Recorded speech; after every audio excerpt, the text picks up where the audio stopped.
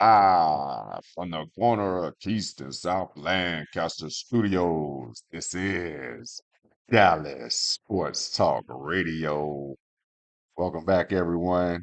We were just sitting here telling one of our stories about our cheap seat tales that you can find on our social media account at Dallas Sports TA2. You can find the story when we witnessed Daniel Jones replacing Eli Manning at AT&T Stadium. And during that game, one of our guys mentioned down the line, hey, wouldn't it be funny if by the end of the season, Eli Manning was back as the starter? Because that's how garbage Daniel Jones was. And almost like clockwork before they played the Cowboys again, Eli Manning was the starter for the New York Giants. That was a sad, sad, sad. And then this guy, they're questioning whether he should go into the Hall of Fame. That's a story for another day. No one wants to hear our comments on whether Eli Manning should go into the Hall of Fame. It's comical just to hear it brought up, just to think about it in any context. Eli Manning going into the Hall of Fame. So we had the 2024 NFL draft started last Thursday, Friday, Saturday. Cowboys did everything they needed to do to try to get Ryan Dakota Prescott some help. But if everybody can see over my shoulder, we have that young man with that jumping into that doing the most good barrel and those feed me arms in the air. So the rumor is feed me has returned.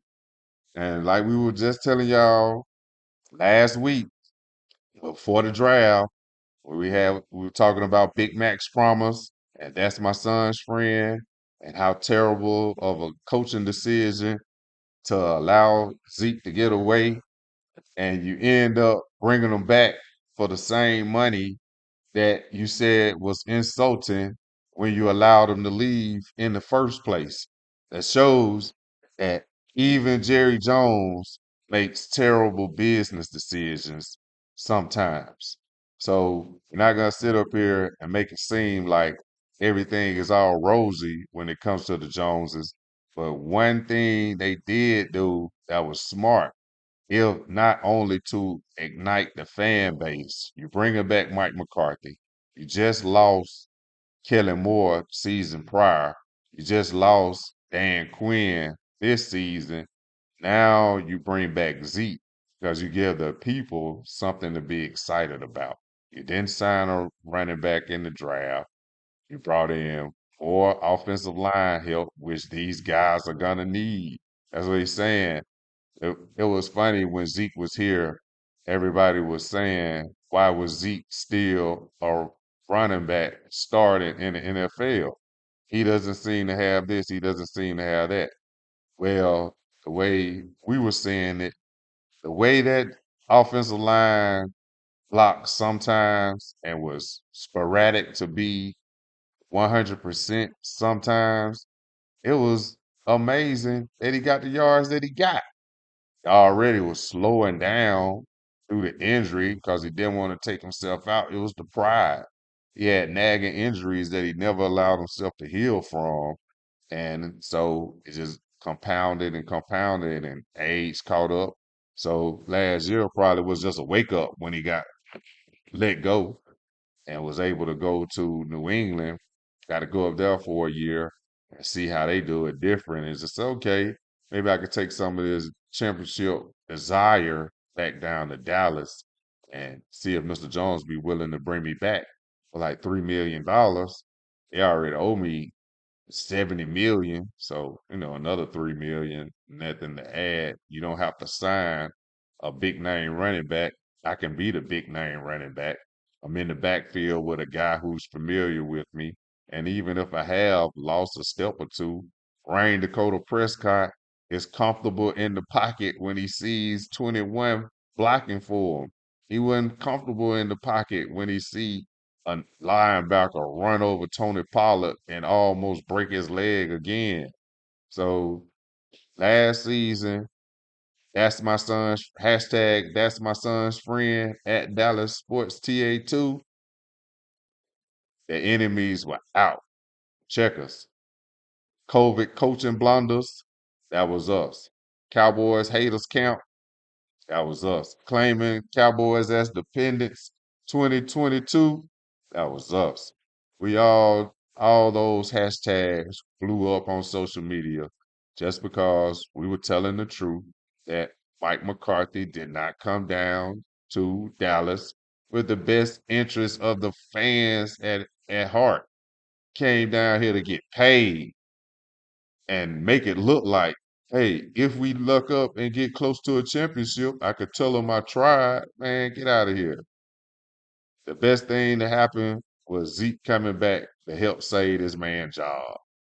We told y'all last week, that's my son's friend, hashtag Big Max Promise, when he was talking about 2 years ago, once we get to 10 wins, y'all will know that's when the real coaching will come out. And we 12, 12, 12. Haven't seen any coaching better than that in 3 years. So, he doesn't care. You need someone that cares more about winning here than he does. And that's why they brought back Zeke. Just lost Dan Quinn. You signed big old tackle, 6'7", 322 to replace an aging legend, Tyron Smith, bringing another Tyler. So now you got Tyler Smith, probably going to be the left guard. Then you got Tyler Guyton, probably going to be the left tackle. And all Dak needs is to feel some comfort on that left side. That's all it's about. So y'all not understanding. This dude just got to stand right there. So now you bring back his security blanket and, oh, Zeke, feed me Zeke. And now Mike McCarthy will look like a genius because they could win at least 14, 15 games this season, possibly make it to the Super Bowl if he does it right. But Mike McCarthy not the guy. The guy just came back. Not saying that Zeke is the awesome runner that he used to be, but it's just the energy that he brings and just his presence around the team and his support for the quarterback. See, that was the whole thing. You bring Zeke back and you back in the same situation you were in before when you paid him $100 million when you should have paid your quarterback. You bring back your first round draft pick to do what? You still haven't paid that. So you're trying to shore up everybody. You got to shore up that Ricky offensive tackle. We got you. You got to shore up that pass rusher just in case Michael Parsons want to hold out. We got you with Nealon. We got you, man. We understand what you're doing.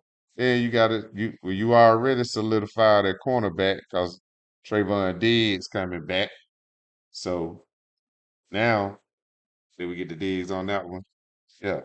Had to get the digs on the other camera too. So you got that Alabama bias coming back with that big old smile. Let's see how many interceptions he get. Let's see if him or Deron Bland want to say, "I pick, you pick." Let's see who do the most pick six because you got to look at across the field, see the last dude to set the records for interceptions. He'll be back. He'll be back for that number one spot. That number seven will be back for that number one spot. Everybody already knows who that is. And Trayvon Diggs coming back. And now his brother down in Houston, he coming back to show out because everybody knows Texas playing the Cowboys this year. So we finally get to see that matchup that everybody been talking about. Trayvon Diggs versus Stephon Diggs. Then you got Dak versus CJ Stroud. Got CJ Stroud versus Michael Parsons, Trayvon Diggs. and Deron Bland. There you got, oh man, what's the little kid name down in starts with an S. That's one of them. See, that's why we got to get caught up on our Houston Texans. But we do know one kid that's down there shining, Christian Harris. That's an Alabama bias. Then we know another kid down there shining, Alabama Alabama bias. Also, that's that boy Will Anderson Jr., that Rookie of the Year. Now, last time you had a team that had the offensive Rookie of the Year and the defensive Rookie of the Year on the same team. That was the team Carolina Panthers, Luke Kuechly and Cam Newton. So, but they didn't make the playoffs. And evidently, if they didn't make the playoffs, there's no way that they won one game in the playoffs. So the number to call, 888-637-7678. You want to get into the conversation. We sitting up here telling cheap seat tales where we get into some of the discussions with the fans that have come to AT&T Stadium. This is the most infamous one. Does anybody remember the game, the Atlanta Falcons? This was right before Dak got his leg broken. So we were at that game. All this was during COVID. We were at that game also, right? No, this was during COVID. Hold up. What was the game when Atlanta Falcons? Nah, it couldn't have been COVID because there was a lot of people at this game. So this must have been 2019, the year after. When did they go to the Super Bowl? Atlanta went to the Super Bowl 28. Yeah. So this was after they had gone to the Super Bowl. As a matter of fact, yeah, it was 2019. We had the game that then they brought the team back. So they down and they gotta get the onside kick. And they get the onside kick. And they kick the field goal. And they win the game. That oh yeah, that was the Matt Ryan is a ball game. Oh my goodness, man. So we had the game and at the game, we always get caught up in the opponent's section when it's time to sit. Like whoever getting our tickets always get us caught up with the opponent's section. So we up there. Matt Ryan is a bum. Todd Gurley is too. Todd Gurley is too. So we had a whole section. Matt Ryan is a bum. Matt Ryan is a bum. Todd Gurley is too. Todd Gurley is too. Matt Ryan is a bum. Matt Ryan is a bum. Todd Gurley is too. Todd Gurley is too. So we had it rocking. So Cowboys down 21 points. We kept going. Matt Ryan is a bum. Matt Ryan is a bum. Todd Gurley is too. Todd Gurley is too. Matt Ryan is a bum. Matt Ryan is a bum. Todd Gurley is too. Todd Gurley is too. So we going at it. We rocking. We rocking. When they kicked that onside kick and they recovered that football, that whole section that we were sitting up there in the cheap seats tales, hashtag cheap seats tales. We tell the story of the we were at the game, Atlanta Falcons, Dallas Cowboys, onside kick, Dallas Cowboys get the ball to win the game. We leaving out of the game. We still going. Matt Ryan is a bum. Atlanta Falcons fans are PO'd. So we get on the escalator. We get on the escalator. So this dude, he was amped. Yeah. I like, Matt Ryan is a bum. Matt Ryan is a bum. Todd Gurley is too. Todd Gurley is too. You can see his face. He starts snarling. Man, you were saying that the whole game. I said, dude, we had the whole section rocking, the whole game. Matt Ryan is a bomb. Todd Gurley is too. Got downstairs. He pushed me. And his girl, like, don't do that, don't do that. So that was the first incident. So I'm like, dang, man, they really getting upset about this football game. Because they got a garbage quarterback named Matt Ryan. These people are really getting upset. Hey, don't you understand? You just paid $400 to come to a building to watch a football game of a bomb, and then gonna get upset because he did what a bomb does, lose. He just lost the Super Bowl with the largest lead that you ever see. So another that's gonna somebody else push me. So next thing you know, I'm in a group. It's like five Mexicans standing around me, and all of them got on Atlanta Falcons jerseys. So first one swing, and I grab him, and I take him and slam him into this what Toyota Tundra. He hit the back end of it, and once I throw him into the truck so hard that it stunned him. And when I stunned him, I swung him around on the ground. And I landed on top of him, and then I just held him in the ground with my forearm in his face. And his friends jump on my back, so they started hitting me in my back. So I started hitting them with the foot. I said, "Hey, the more they hit me, the more I'm gonna put this thing in your put this thing in your face." So he like, "Hey man, y'all stop hitting them. Y'all stop hitting them." So we all get up. So the funniest thing, right, when before we started our own show, we used to comment on a lot of the local talk radio shows around here. We used to call on and we used to, we used to engage with them a lot. And so then we started realizing that they were kind of phony.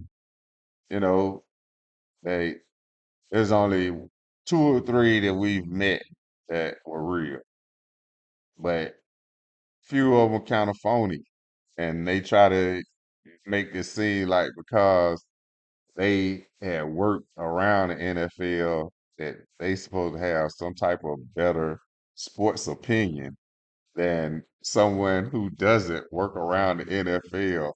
And the whole thing was, if you were so good at evaluating, how did you get fired from your job? That'll be like me sitting here and telling everybody that I was this great aircraft mechanic in the beginning, and I got fired from every job that I ever did, knowing that's not the case. So that's why we tell everybody half of what you see, none of what you hear. Things you hear on the radio, shit just go in one ear and out the other. Unless you listen to us, let us become your new source of entertainment right here at DallasSportsTalkRadio.com.